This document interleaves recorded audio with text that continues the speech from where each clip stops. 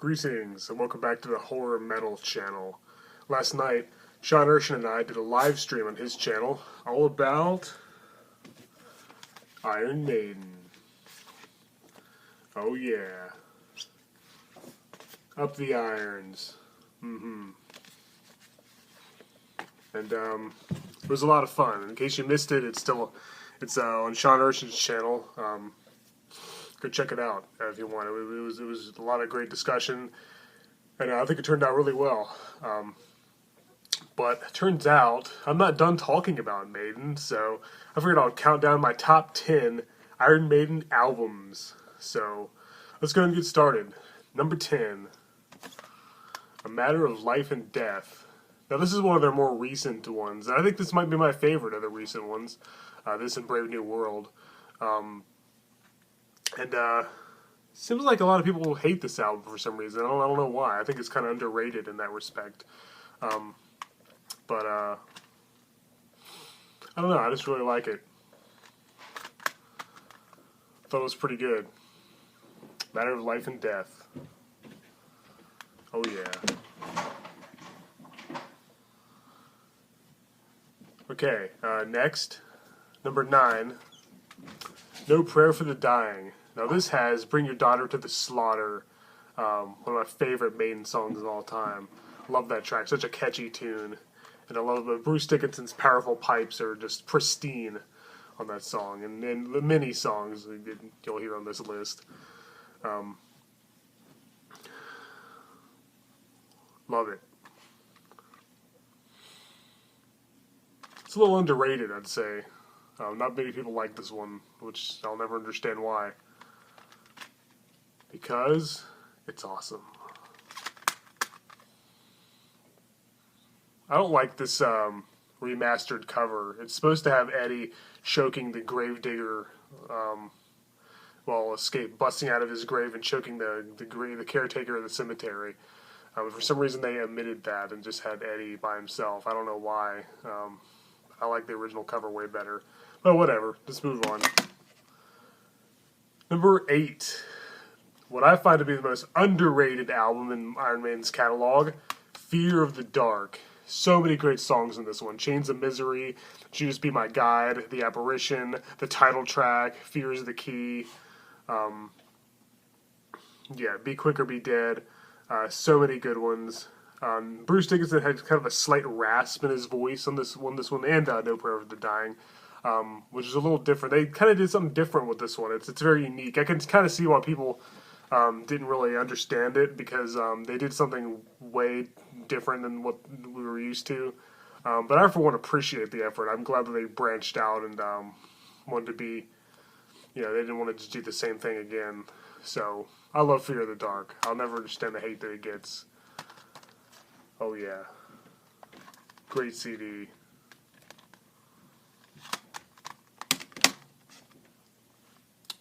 Number 7, appropriately enough, Seventh Son of a Seventh Son, another great album.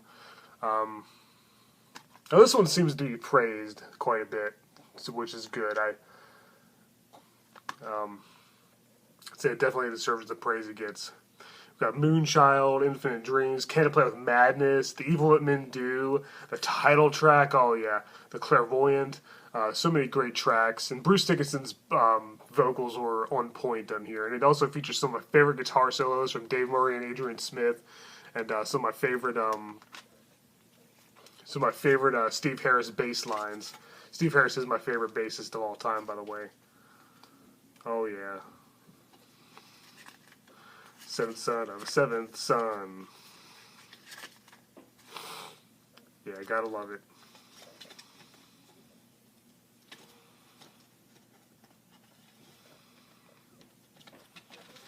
Pretty weird cover, though. That's probably one of my least favorite incarnations of Eddie, I'd say. Kind of strange, but still pretty cool. Number 6, and a lot of people are going to be saying that this album should be higher on the list, but hey, what can I say? This is the first album I ever bought from Maiden, and I listened to it to death. I listened to this album ad nauseum. And that's Number of the Beast. the third album from Maiden, and the first to feature Bruce Dickinson, and last to feature Clive Burr on drums, before he was replaced with Nico McBrain. It's a great album, and it has Hallowed Be Thy Name. Any album that has Hallowed Be Thy Name is automatically a masterpiece. You could put that on a Limp Bizkit album, it would be making a masterpiece. I know I mentioned that on the live stream yesterday on John Urson's channel, but I had to mention it again, because it's true. Oh, yeah. So yeah, it probably should be higher, but I'm just a little bit tired of the title track and Run to the Hills. I've heard them way too much. But that's also a testament to the greatness of this album that I've listened to it to death. So, gotta love it. Oops.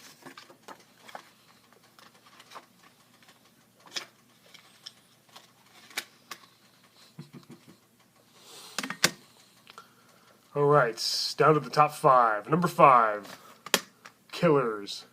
The second album and the last with singer Paul Di'Anno, and the first with the guitarist Adrian Smith.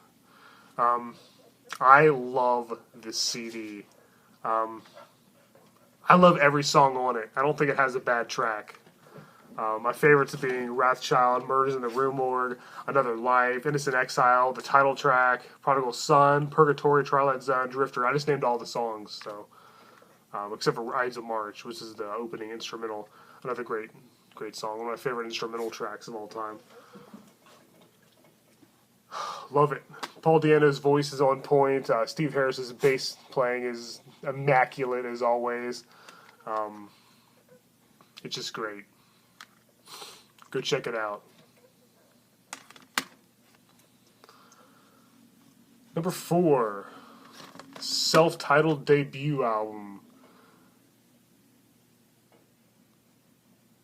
It's a perfect album. I have nothing bad to say about it. Again, every song is amazing. Prowler, Sanctuary, Remember Tomorrow, beautiful melodic track with a very emotive vocal performance. It's very moving, very compelling. Running Free, that song gets me pumped every time. Phantom of the Opera, that is some of my favorite Paul Di'Anno vocals. Transylvania, my favorite instrumental track of all time, metal or otherwise. Strange World, another really beautiful song. Charlotte the Harlot, and the title track. Love this CD.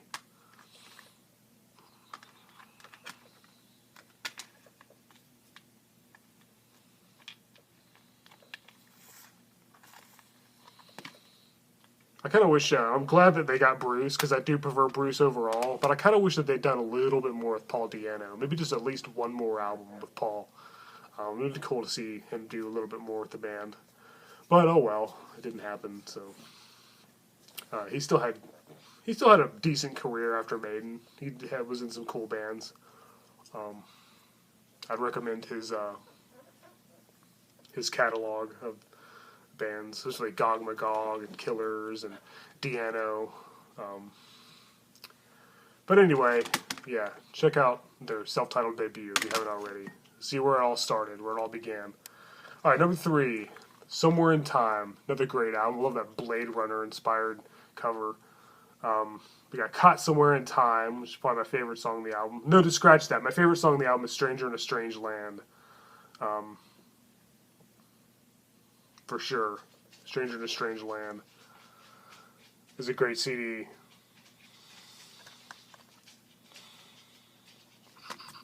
Go out and buy it.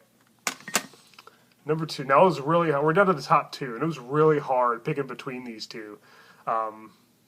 Yeah, it was. Number 2 was in the number 1 spot. Number 1 was in the number 2 spot, and they switched back and forth. I think I finally decided that my number 2 is Powerslave. The title track, Rhyme with Ancient Mariner, Flash of the Blade, Aces High, 2 Minutes to Midnight, all great tracks, all just perfect tracks. I love the Egyptian theme too. I love Egyptian stuff, so it feels right at home in this album. They did a great job with that. But yeah, number 2, Powerslave. Number 1, drum roll please. Peace of Mind. Their 4th album. Their first with Nico McBrain on drums. Love it. Yeah, we got Where Eagles Dare, Flight of Icarus, Die With Your Boots On, The Trooper. So many great tracks. You just can't go wrong with this album. Now, again, this and Powerslave kind of teeter-totter between my favorite when I was making this list. And I'm still kind of undecided. Tomorrow, my favorite will probably be Powerslave. My number one will be Powerslave. But right now, just for today, it's Peace of Mind for all the reasons I listed. But yeah. Well, that about does it. Iron Maiden is one of my favorite bands of all time, metal or otherwise. They're pretty much synonymous with metal. They're a huge influence on many modern metal bands. I feel like you just can't have metal without Iron Maiden. It'd be incomplete. And my life would be incomplete without them, too. So, yeah. Well, guys, please feel free to list your top 10 favorites in the comments below. In fact, if you want, you can consider this a tag video and make your own video. I know Sean Urshan would probably be up to that. And maybe the Metal Maniac, too. I know you guys would probably be interested in making a video all about your top 10 Maiden albums. And let me know what you think of my list. Do I not know what I'm talking about, or am I on point, or what? Alright guys, well, up the irons. Until next time. Later. Maiden rules.